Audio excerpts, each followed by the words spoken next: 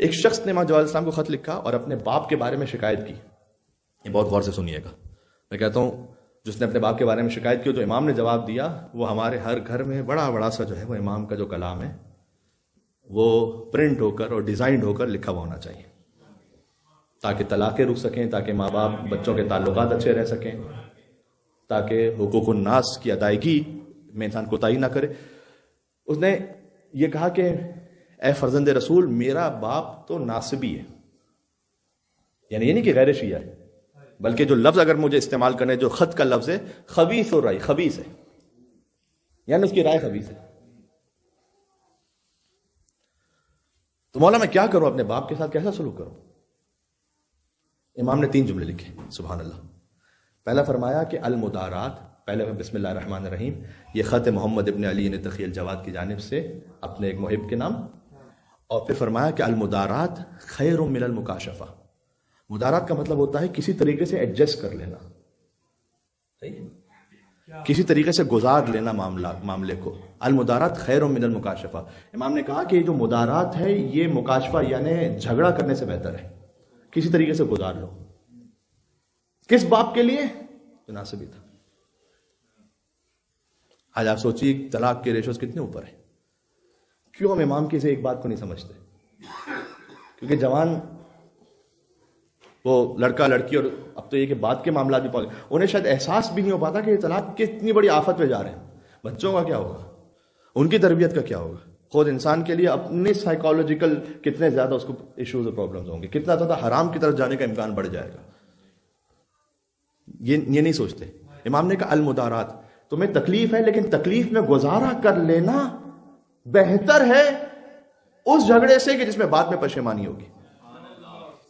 میں جانتا ہوں ایسے کئی کیسز کو کہ سیپریشن ہو گیا, ڈائیورس ہو گئی, اب انا بیچ میں آڑے ہے, ورنہ اپنے فیصلے پہ پچھتا رہے. جو کچھ ملنا تھا وہ سینٹرل لنک سے مل بھی گیا, وہ ایسٹ ڈویژن بھی ہو گیا. اس وقت تو بڑا غصہ ہوتا ہے ایک انسان کو کہ میں سامنے والے کو کچھ بھی نہیں چھوڑوں گا. وہ فٹ پاتھ پر در در کی ٹھوکریں کھائے وہ ہماری بلا سے. لیکن جب یہ ہو گیا, تھوڑا سا سیٹل ڈاؤن ہوا معاملہ, جو چڑھا رہے تھے یا چڑھا رہی تھیں, دونوں طرف کی بات کر رہا ہوں میں, ان کا 2 مہینے بعد آتا پتہ ہی نہیں. وہ تو اپنی زندگی میں مگن ہو گئی, آپ اکیلی ہیں, کوئی پوچھنے والا نہیں, کوئی سائیکولوجیکل سہارا دینے والا نہیں.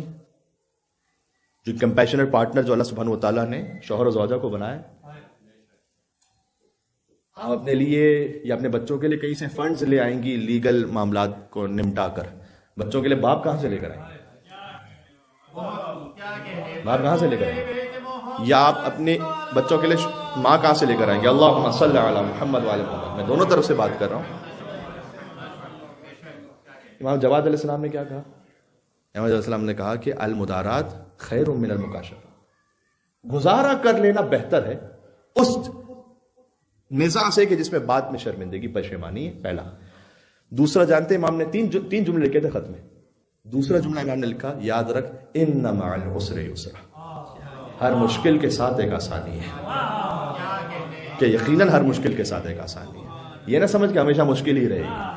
آسانیاں بھی زندگی کے مزاج ہی نظام اس طرح سے, مشکل بھی ایسا. مل کے صلوات پہ نام امام جواد محمد ابن علی تقی علیہ الصلوۃ والسلام, اللہم صلی علی محمد وعلی محمد. یہ دنیا کا نظام, یہ دنیا میں ایسے ہی ہوتا ہے, مشکل بھی ہے آسانی بھی ہے. اس کے بعد تیسرا جملہ امام نے لکھا, فاصبر فإن العاقبۃ للمتقین, صبر کر لے اس لیے کہ عاقبت متقین کے لیے. یہ امام نے خط لکھا, رجال کشی میں خط موجود ہے. امام نے, آج میں نے اس کو کیوں سنایا اس کو, اس کے بعد امام نے آخر میں اسے دعا دی کہ ثبتک اللہ علی ولایتنا. امام نے کہا کہ اللہ تجھے ثابت قدم رکھے ہم اہل بیت کی ولایت پر. یہ دعا دی امام علیہ السلام نے. اللہم صلی علی محمد و آل محمد. اللہ تجھے ثابت قدم رکھے ہم اہل بیت کی ولایت پر. تیرا باپ غیر مذہب پر ہے لیکن اللہ تجھے ثابت قدم رکھے, تو ثابت قدم رہنا اور یہ مدارات کرتے رہنا. کچھ ہی زمانے بعد اس شخص نے پھر خط لکھا امام کو, اور اس نے کہا کہ مولا آپ کی نصیحت پر عمل کرنے کا نتیجہ یہ نکلا کہ اب میرا باپ بھی آپ کا محب بن چکا ہے، محب حیدر کرار اہل بیت اطہار علیہ السلام کی ولایت کا معنی یا علی۔ یہ جو مولا السلام نے کہا نا فصبر، تھوڑا صبر کر جا، فإن العاقبۃ للمتقین، یقیناً عاقبت جو ہے متقین کے لیے، تھوڑا صبر کر جا، مشکل کے ساتھ آسانی بھی ہے، صبر کر جا۔ تو اللہ تعالیٰ تجھے ثابت قدم رکھے، اللہ تعالیٰ ہمیں ثابت قدم رکھے انشاءاللہ، اپنے ایمان میں، اپنے عمل میں، اپنے عقیدے میں، اپنے کردار میں، اپنے گفتار میں، اپنی رفتار میں اہل بیت کی ولایت پر ثابت قدم رکھے، ان کی ولایت کے مطابق ہم گفتگو کریں، ان کی ولایت کے مطابق ہماری سماعتیں، ان کی ولایت کے مطابق ہماری بصارتیں ہوں، ان کی ولایت کے مطابق ہماری سوچ، ہمارا دل ہو، منافقت نہ ہو دل میں انشاءاللہ، ان کی ولایت کے مطابق ہماری نسلوں کی تربیت، ان کی ولایت کے مطابق ہمارے گھر کا ماحول ہو انشاءاللہ۔ قرآن و اہل بیت علیہ السلام سے متمسک رہنے کی توفیق پروردگار عطا فرما۔